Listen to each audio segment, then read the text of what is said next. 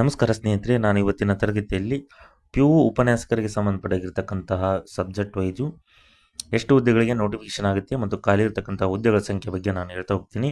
ಪ್ರಮುಖವಾಗಿ ನೋಡ್ಬೋದು, ಈಗ ಏನು ಶಿಕ್ಷಕರ ನೇಮಕಾತಿ ಏನು ಕಂಪ್ಲೀಟ್ ಪ್ರೊಸೆಸ್ ನೋಟಿಫಿಕೇಶನ್ ಮಾಡ್ತಾರೋ ಅದೇ ಸಂದರ್ಭದಲ್ಲಿ 1 ವೀಕ್ ಅಥವಾ 1 ತಿಂಗಳದೊಳಗೆ PU ಉಪನ್ಯಾಸಕರ ನೇಮಕಾತಿ ಅಧಿಸೂಚನೆ ಆಗುತ್ತೆ ಅಂತ ನಾನು ಹೇಳ್ಬೋದು.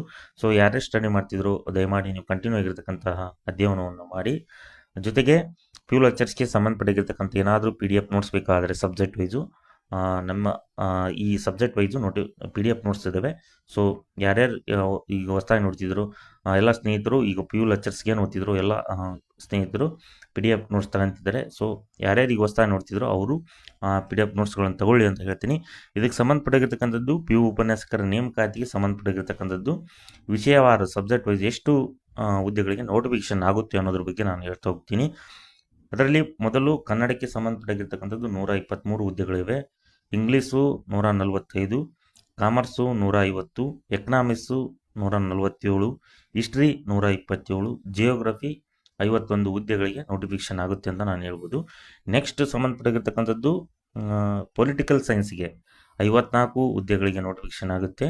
Sociology 59, physics 54, chemistry 53, biology 45, mathematics ಆಗಿರ್ಬೋದು 49 ಮತ್ತು ಕಂಪ್ಯೂಟರ್ 97. ಸೊ ಟೋಟಲ್ ಅವರ್ ಆಗಿ ಎಷ್ಟಪ್ಪ ಅನ್ನೋದಾದರೆ, ಈಗ ಅಪ್ಡೇಟ್ ಸಿಕ್ಕಿರುವ ಮಾಹಿತಿ ಪ್ರಕಾರ ನಮಗೆ 1100, ಕೆಲವು ಏನು 814 ಅಂತ ಹೇಳಿದ್ರು. ಸೊ ಈಗ ಯಾಡ್ ಮಾಡಿ ಬಿಡ್ತಾರೆ ಅನ್ನೋ ಒಂದು ಇಲಾಖೆಯವರ ಅಪ್ಡೇಟ್ ಕೊಟ್ಟಾಗ ಸೊ 1100 ಪ್ಲಸ್ ಹುದ್ದೆಗಳಿಗೆ ನೋಟಿಫಿಕೇಶನ್ ಆಗುತ್ತೆ ಅಂತ ನಾನು ಹೇಳ್ಬೋದು.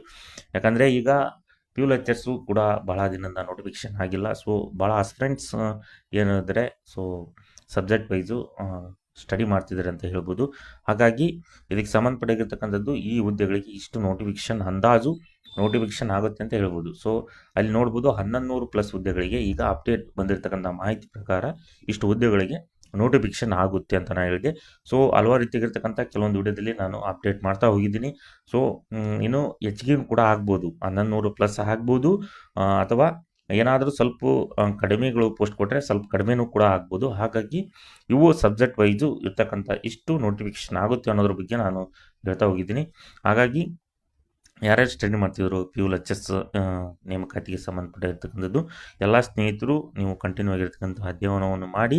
ಜೊತೆಗೆ PDF ನೋಟ್ಸ್ಗಳನ್ನು ನಾವು ಕೊಡ್ತಿದ್ದೀವಿ ಎಲ್ಲ ಸ್ನೇಹಿತರು ಸಬ್ಜೆಕ್ಟ್ ವೈಸ್ಗೆ. ಹಾಗಾಗಿ ಕೇವಲ ಏನಪ್ಪ ಅಂತಂದರೆ ಒಂದು ಸಬ್ಜೆಕ್ಟಿಗೆ ನಾವು 50 ರುಪೀಸ್ಗೆ ಒಂದೊಂದು ಸಬ್ಜೆಕ್ಟ್ಗೆ ನಿಮಗೆ ಅನುಕೂಲ ರೀತಿಯಾಗಿರ್ತಕ್ಕಂತಹ GK ಪ್ಲಸ್ ಏನಪ್ಪ ಅನ್ನೋದಾದರೆ ಆ ಸಬ್ಜೆಕ್ಟಿಗೆ ಆಪ್ಷನಲ್ ಸಬ್ಜೆಕ್ಟಿಗೆ ಆಲ್ ಸಬ್ಜೆಕ್ಟಿಗೆ ನಮ್ಮ ತಲೆ PDF ನೋಟ್ಸ್ ಇದ್ದಾವೆ.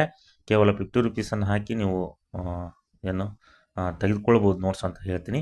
ಹಾಗಾಗಿ ನಾನು ಮುಂದಿನ ತರಗತಿಯಲ್ಲಿ ಇದಕ್ಕೆ ಸಂಬಂಧಪಟ್ಟಾಗಿರ್ತಕ್ಕಂಥ ಏನಾದರೂ ಅಪ್ಡೇಟ್ ಸಿಕ್ಕರೆ ಕೂಡ ನಾನು ಹೇಳ್ತಾ ಹೋಗ್ತೀನಿ ಅಂತ ಹೇಳಿ ಈ ತರಗತಿಯನ್ನು ಮುಗಿಸ್ತಿದ್ದೀನಿ. ಎಲ್ಲರಿಗೂ ಧನ್ಯವಾದಗಳು.